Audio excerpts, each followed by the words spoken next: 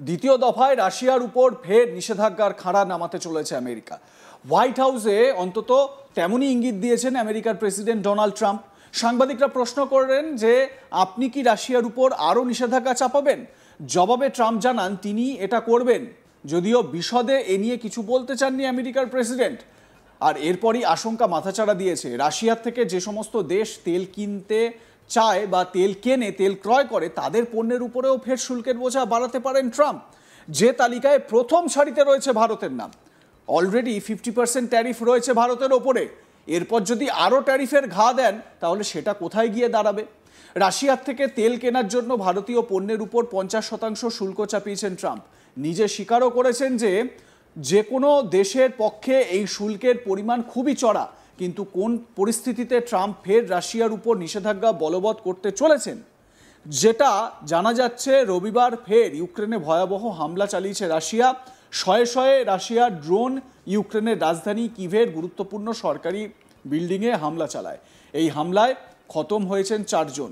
এই হামলার পরই ফের রাশিয়ার উপর নিষেধাজ্ঞার পথে হাঁটতে চলেছে আমেরিকা। ট্রাম্প এ প্রসঙ্গে কি বলেছেন শোনাবো আপনাদের। Are you ready to move to the second phase of sanctions against Russia or punishing Putin? How was your call with the Prime Minister of Australia? Are you ready to move to the second phase of sanctions against Russia or punishing Putin? How was your call with the Prime Minister of Australia? Narendra Modi, Xi Jinping, Vladimir Putin চীনের তিয়ানজিনে অনুষ্ঠিত Shanghai cooperation অর্গানাইজেশনের মঞ্চে এই 3 রাষ্ট্রপ্রধানের ছবি social মিডিয়ায় ভাইরালও হয়েছে। কিন্তু আমেরিকার প্রেসিডেন্ট ডোনাল্ড ট্রাম্পের পক্ষে এই ত্রয়ীর ছবি মেনে নেওয়া কোনো মতেই সম্ভব নয়।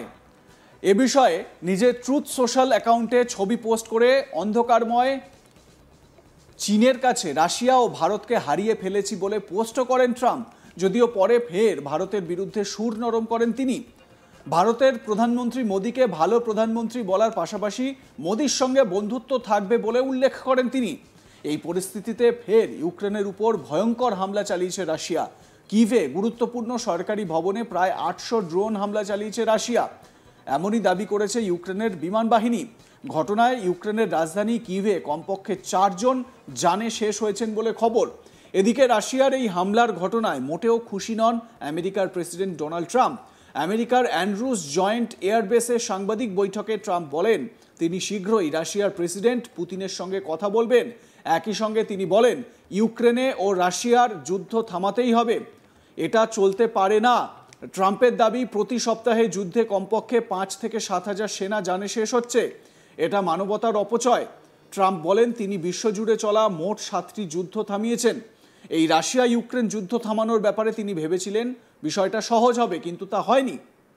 কিন্তু সব মিলিয়ে রাশিয়া ইউক্রেন যুদ্ধের বিষয়টি নিয়ে তিনি যে মোটেই খুশি নন তা ফের স্পষ্ট করে দিয়েছেন ট্রাম্প। কি বলেছেন তিনি শুনুন। Look, we're going to get it done.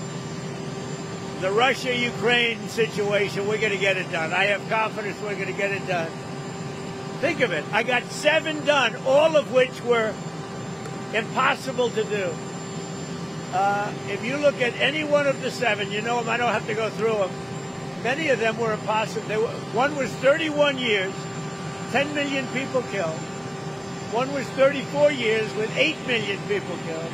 How about the Congo? They lost 9 million people, and it went on for years with Rwanda. All settled. Everybody happy. The one that I thought would have been, for me, the easiest, because of Putin, I thought that would have been, it's not turned out that way, but we're going to get it settled. Nobody was tougher in Russia than me. That has to do with the pipeline, as you know, Nord Stream 2 and lots of other things. But I'm not happy. I'm not happy. I'm not happy about the whole situation. You know, it's interesting. It doesn't affect us because it's not our soldiers. But they're losing now. I used to tell you 5,000. They're losing 7,000 between Ukraine and Russia, 7,000 soldiers every single week. It's such a horrible waste of humanity. So, no, I am not thrilled with what's happening there, I will tell you. I think it's going to get settled. So I settled 7 wars. This, I would have said, would have been maybe the easiest one to settle of all. But with war, you never know what you're getting. But we're going to get it, I believe we're going to get it settled. But I am not happy with them. I'm not happy with anything having to do with that war. It's just such a waste of great humanity. Well, we're going to see. I mean, we have some very interesting discussions. You know, certain European leaders are coming over to our country on Monday or Tuesday, and individually. And I think we're going to get that settled. I think we're going to get it settled. We have to. You can't lose. You know, when they're losing 5,000 to 7,000 soldiers a week for no reason, you have to get it settled. Of all of the wars, whether it's the Congo and Rwanda, they said it was impossible to settle. You look at every one of these wars were impossible. I got every one of them settled, 7 of them. 7. This was the one I really thought would be the easiest, but it's not. But I think it's going to get settled. Russia Ukraine যুদ্ধ থামাতে আলাস্কায় বৈঠক সেরেছিলেন আমেরিকার president Donald Trump ও রাশিয়ার president Vladimir Putin. যদিও সেই বৈঠকে যুদ্ধের সমাপ্তি নিয়ে চূড়ান্ত কোনো সিদ্ধান্তেই পৌঁছানো যায়নি। সেই বৈঠকের পর প্রায় 1 মাস সময় হতে চললেও যুদ্ধ এখনো থামেনি। আর যুদ্ধ যে থামেনি তার প্রমাণ আবারও মিলল ইউক্রেনের সরকারি ভবনে রাশিয়ার এই হামলায়। ইউক্রেন বিমান বাহিনীর দাবি, একটি গুরুত্বপূর্ণ সরকারি ভবনে 800টি ড্রোন হামলা চালিয়েছে রাশিয়ার যুদ্ধ বিমান। এই ঘটনার জেরে ইউক্রেনের রাজধানী কিভে কমপক্ষে 4 জন জানে শেষ হয়ে গিয়েছেন। কিভের মন্ত্রিসভা ভবনের ছাদ থেকে ধোঁয়ার কুণ্ডলি উঠতে দেখা গিয়েছে। তবে ধোঁয়াটি সরাসরি আঘাতের জন্য না ধ্বংসাবশেষের কারণে তা অবশ্য স্পষ্ট নয়। এই সংবাদ সংস্থা জানাচ্ছে রাশিয়ার বিমান আক্রমণ আরও তীব্র হতে পারে।